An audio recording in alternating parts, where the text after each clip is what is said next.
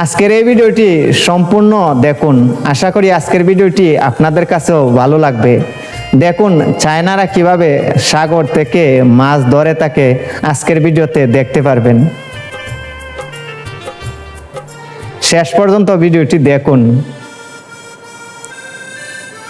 দেখুন এই জালের মধ্যে কত হাজার হাজার জাতের কয়েকশো মন মাছ এই জালের মধ্যে ধরা পড়েছে। শেষ পর্যন্ত ভিডিওটি দেখতে থাকুন। দেখুন মনে হয় কয়েকশো মন মাছ হবে। রিজেকের মালিক আল্লাহ।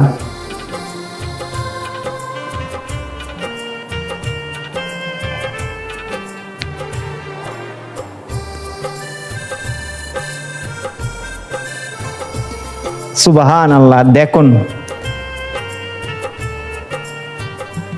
আল্লাহু আকবার।